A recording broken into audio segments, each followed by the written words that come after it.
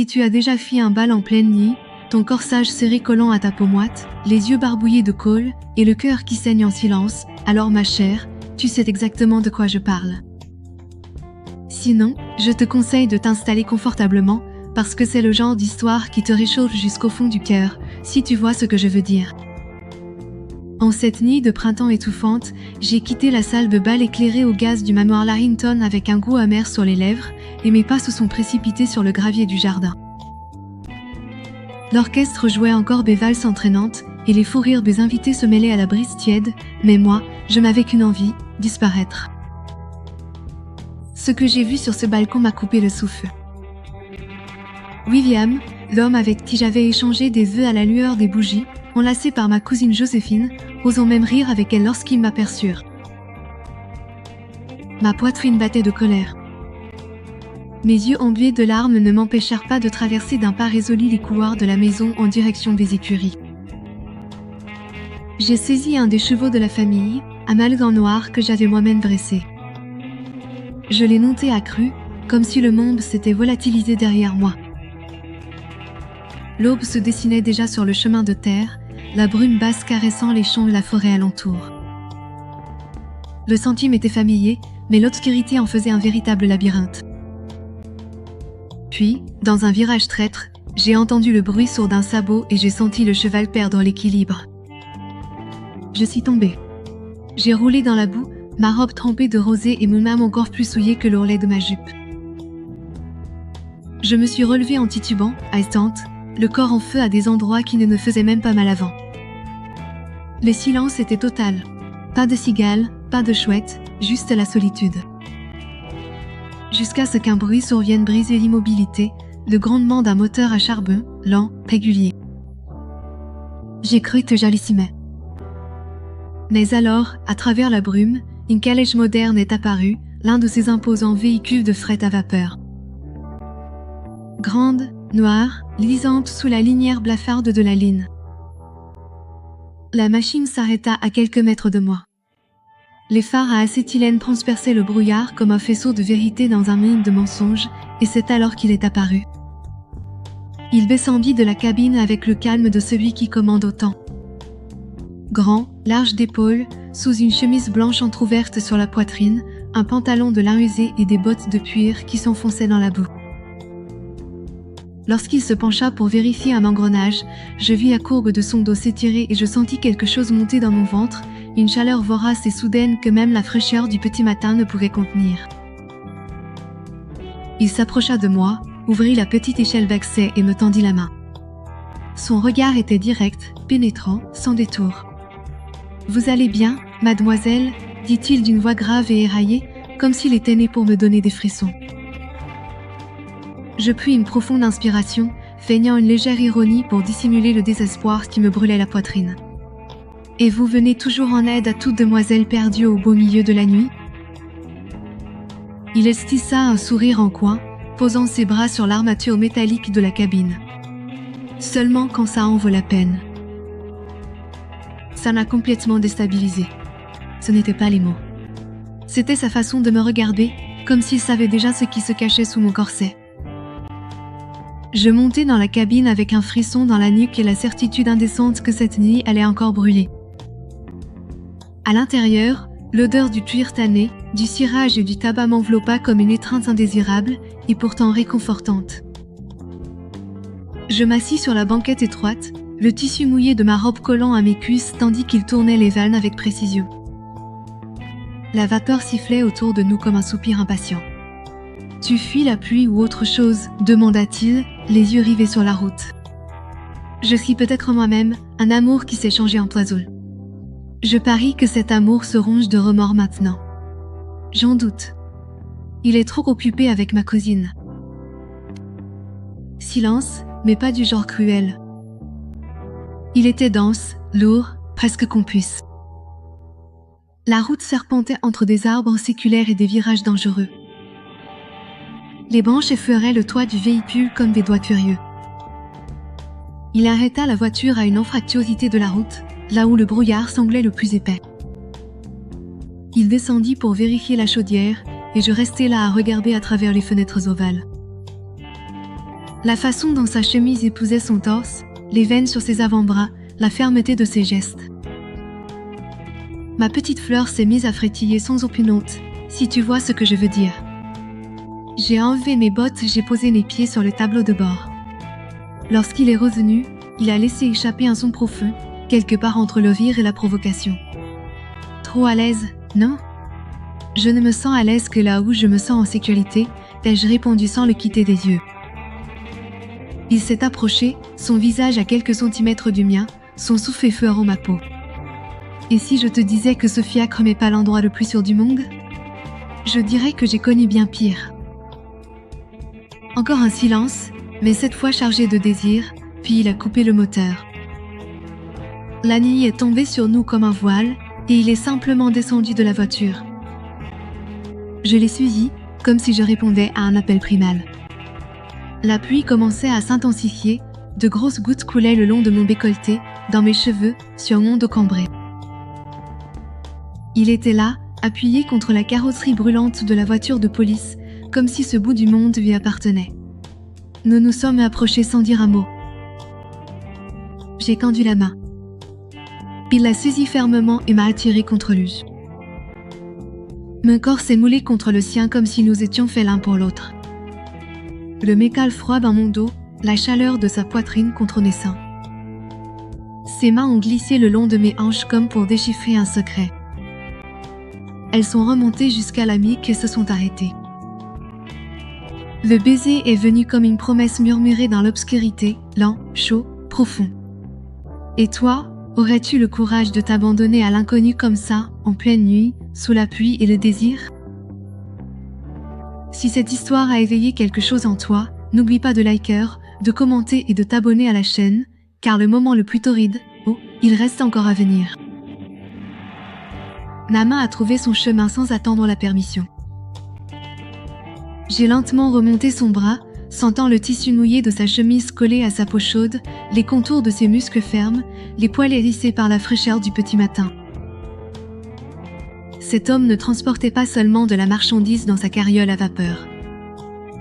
Il portait un poids dans son âme et un désir brut dans son corps.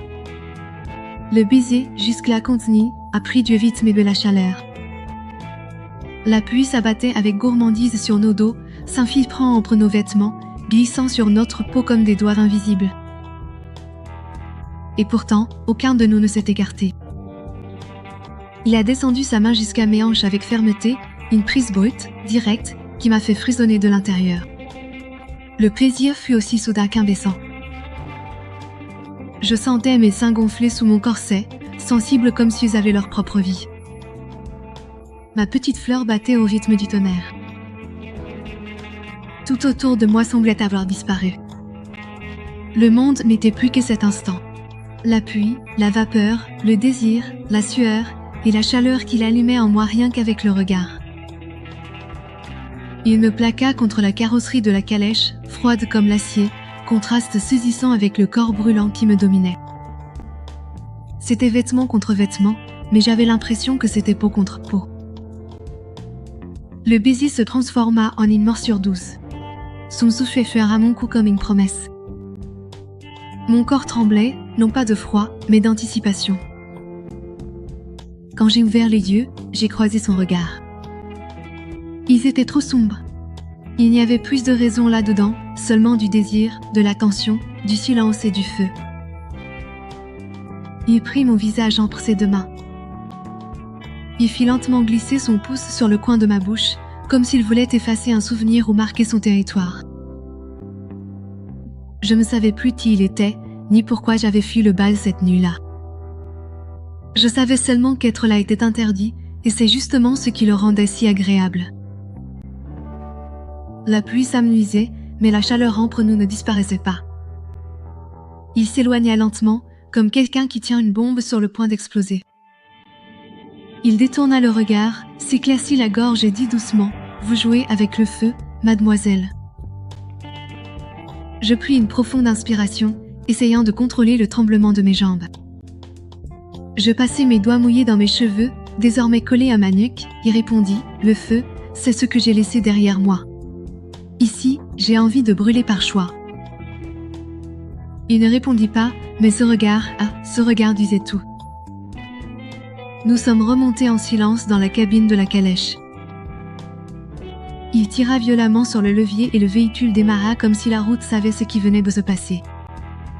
Assise là à ses côtés, encore humide, encore palpitante, je réalisais que je ne voulais plus être sauvée. Je voulais me perdre avec lui. Le chemin serpentait entre les arbres humides, la brume s'insinuant comme un secret. Je sentais encore ses lèvres sur ma nuque, la pression de ses doigts sur mes hanches. Mais à présent, quelque chose avait changé. La chaleur était toujours là, mais il semblait distant. Silencieux. Son regard fixé sur l'horizon, sa posture raide. Le même homme, né avec un voile sur l'âme. L'aube cédait la place à l'aube. La lumière commençait à filtrer à travers les branches. Mes pieds étaient toujours nus. Les vêtements humides me collaient au corps comme une seconde peau. Mes cheveux s'accrochaient à mon visage et à mes genoux. Ses mains étaient fermement posées sur le volant. Sa mâchoire tendue, comme s'il luttait contre quelque chose d'intérieur que je ne pouvais atteindre. Mes yeux parcouraient l'habitacle. Une image de Saint-Christophe attachée avec une ficelle au tableau de bord. Une vestige jetée sur la banquette arrière.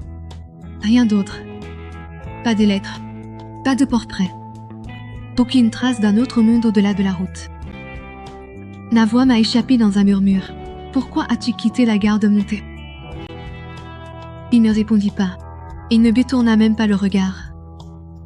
Mais il serra le volant si fort que ses jointures blanchirent. Désolé. C'était juste que la curiosité bête, quelque chose d'apaisé. C'est juste que tu n'as pas l'air d'être le genre d'homme Pierre sans but. Il y a quelque chose là-dedans, et moi, je voulais comprendre. Il expira brusquement. Il ne sourit pas. Il ne se moqua pas. Il se contenta de dire sèchement « Est-ce que ça change quelque chose ?» Je balbutie. La phrase m'a transpercée comme une lame. Non. Je pensais juste qu'après hier. Hier, c'était hier. Aujourd'hui, c'est l'autoroute. C'était comme s'il avait freiné net sur notre connexion, en plein virage. J'ai regardé par la fenêtre, essayant de cacher la brûlure sur mon visage. Un petit oiseau a traversé le ciel nuageux. Dehors, la bruine retombait, comme si de rien n'était. Mais en moi, tout avait changé. Tu fais toujours ça ? J'ai lâché ça sans réfléchir.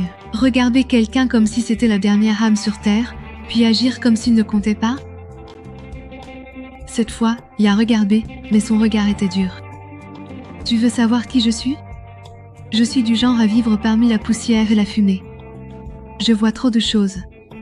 Je promets trop peu. Je mens encore moins. Hier, c'était bien, mais ça ne change pas qui je suis. Et tu es quoi, alors ? Il détourna le visage et répondit froidement, un problème. Ça faisait mal, mais pire encore, ça m'a réveillé davantage. Parce qu'il était fait de couches, de vieilles blessures et de longs silences. Je voulais savoir ce qu'il y avait derrière ce mur, parce que je savais que derrière l'homme rude, il y avait quelque chose qui faisait mal avec beauté. Tout le monde a un passé, murmurai-je. Et certains devraient rester enfouis, répliqua Tsédir. La route se rétrécissait maintenant à travers des bois près denses. La pluie revint doucement, comme si elle caressait la terre. Je voulais le toucher, mais son corps semblait entouré d'épines invisibles. Pourtant, je voulais essayer. Nous nous sommes arrêtés à un belvédère de fortune, la vallée devant nous enveloppée de nuages bas. Il coupa le moteur. Il resta là, à fixer le vide. J'ai cru un jour que je pouvais changer la façon dont les choses se terminaient, dit-il soudainement. J'ai essayé un jour de réparer le monde, jusqu'à ce que je comprenne que ce n'était pas mon rôle. Et maintenant, je conduis. Et je ne laisse personne s'asseoir à côté de moi plus qu'un court instant. Je me suis tournée vers lui. Alors pourquoi m'as-tu laissé monter ? Il ne répondit pas, mais son regard disait tout. Parce que j'étais le risque qu'il était prêt à prendre, et peut-être justement pour cette raison, j'étais le risque qu'il craignait le plus de revivre. La route sembla plus longue après ce belvédère. Rien, oui, maintenant je connaissais son nom, gardait les yeux sur la route, les mains sur le volant, et son âme à des kilomètres de là. Nous étions ensemble, mais séparés. Et ce n'était pas à cause du bord entre nous. C'était à cause des blessures qu'il ne voulait pas montrer. Nous nous sommes arrêtés à une station-service en bord de route. Vieux, sentant le charbon brûlé et le café rassis. Il est entré en premier. Je suis restée dehors.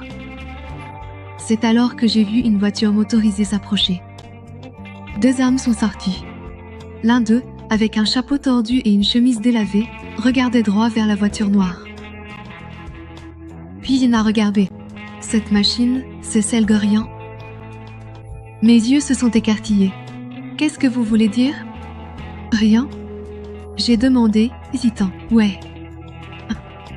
C'est la voiture noire. Et maintenant? Qui est vraiment cet homme? Qu'est-ce qu'il cache et pourquoi tant de gens semblent-ils le connaître? Dites-moi en commentaire ce que vous pensez qu'il va se passer ensuite et n'oubliez pas de laisser un petit like sympa. La dernière partie arrive très vite. Vraiment très vite. L'aube pesait lourdement, telle une vieille couverture de laine, sur la route poussiéreuse. Le vent, chaud et humide, murmurait des secrets à travers les branches tordues des arbres qui bordaient la petite station de kérosène. Aurora restait appuyée contre le flanc de la locomotive, les yeux fixés sur la silhouette silencieuse de Gaïl, qui tirait sur sa cigarette avec la lenteur de ceux qui portent trop de péché sur la poitrine. La lumière tamisée de la lampe suspendue à un crochet de fer dessinait les contours austères de son visage, à moitié d'un ombre, à moitié dévoilé. Elle s'approcha sans un mot, le silence plus éloquent que n'importe quelle plainte. Leurs mains se rencontrèrent comme par habitude. Mais il n'y avait plus d'innocence là, seulement la crudité de ce que l'on ressent trop, de ce que l'on désire trop, et de ce que l'on comprend trop peu. On va faire comme si tout ça n'était jamais arrivé. Elle murmura, la voix étranglée par la peur et le désir. Gaïl expira lentement par la bouche, la fumée dansant comme un spectre devant ses yeux. Je peux faire semblant de beaucoup de choses, Aurora, sauf de toi. Les mots flottaient entre eux comme une promesse tardive. Le temps semblait se dissoudre, et lorsqu'il se leva, imposant, elle savait déjà qu'elle serait à lui de nouveau, comme si elle n'avait jamais cessé de l'être. Elle se jeta dans ses bras avec fureur et avidité. Sa bouche trouva la sienne avec urgence, et leurs corps se heurtèrent comme si le monde touchait à sa fin. Gaïl la fit pivoter fermement et la plaqua contre la carcasse de la vieille locomotive.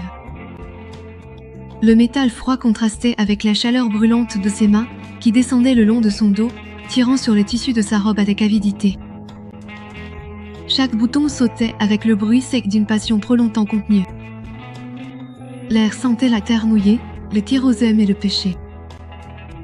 Le silence de la nuit n'était brisé que par des soupirs rauques, le craquement des arbres et le claquement des vêtements arrachés à la hâte. Gaïl souleva Aurora sur ses genoux, pressant son corps contre le sien avec la dextérité de quelqu'un qui l'avait déjà apprise par cœur. Son souffle brûlant effleurait sa nuque, marquant chaque centimètre de sa peau d'un souvenir. Elle s'agrippait à lui comme on s'accroche à un porc prêt à disparaître dans la brume. À l'intérieur de la cabane, la lumière vacillante de la lampe projetait des ombres dansantes sur eux deux. Gaïl la déposa sur la couchette étroite, leurs peaux collées l'une à l'autre, leurs regards accrochés. C'était plus que du désir. C'était qu'un adieu. C'était comme si leur corps se disait au revoir sans avoir le courage d'employer les mots. Ses mains parcouraient les courbes d'Aurora avec une révérence sauvage, comme quelqu'un qui essaie de sauver une carte avant de brûler la terre. Elle gémit doucement, étouffée, se mordant la lèvre inférieure. À chaque mouvement, à chaque contact, le monde s'écroulait autour d'elle. Il n'y avait pas de route, pas d'échappatoire, pas de mensonge, seulement le présent, brut et brûlant. « Tu me détruis », murmura-t-il, ses lèvres touchant son épaule comme une prière. « Alors prends-moi tout entière avant de partir », répondit-elle, incapable de contenir le tremblement qui montait de ses jambes à son cœur. Et il l'a prise. Il a tout pris, la peur, la colère, le faux nom, le baiser sous la pluie, la douleur qu'elle croyait avoir oubliée. Il l'a prise à chaque lente poussée, à chaque baiser murmuré. Il l'a prise comme s'il s'excusait auprès de son propre corps. Après, lorsque leurs corps épuisés se sont apaisés, elle a posé sa tête sur sa poitrine. Le cœur de Gaël battait lentement, lourd comme un tambour ancien marquant la fin d'un rituel. La route dehors dormait sous la couverture de l'aube. À l'intérieur du camion, 2 corps nus s'enlaçaient comme si c'était la dernière fois, et c'était peut-être le cas. Quand le sommeil est venu, il est venu sans résistance. Aurora ferma les yeux, le visage enfoui dans le creux de son cou. Elle a pleuré, non pas par faiblesse mais parce qu'elle savait qu'elle venait de vivre quelque chose de trop rare pour durer, parce qu'elle savait qu'au lever du soleil, tout deviendrait un souvenir. Et c'est ainsi que cela s'est passé. Quand le jour s'est levé, le tapis était vide. Il n'y avait aucune trace de Gaël, seulement sa veste soigneusement pliée sur le siège. Sur le tableau de bord poussiéreux, un message écrit avec son doigt, « Tu étais ma voie de sortie ». Aurora sourit. Elle a pleuré. Elle a tout compris. Pour lui, elle avait représenté un risque. Pour elle, il avait été le point de non-retour. Et toi qui es resté jusqu'ici, dis-moi, as-tu déjà vécu quelque chose qui a commencé par un mensonge mais s'est terminé par la vérité? Je veux savoir d'où tu regardes. Laisse ton commentaire ci-dessous, aime la vidéo et abonne-toi à la chaîne pour ne pas manquer les prochaines histoires. Ce fut un plaisir de t'accompagner dans ce voyage. À la prochaine vidéo.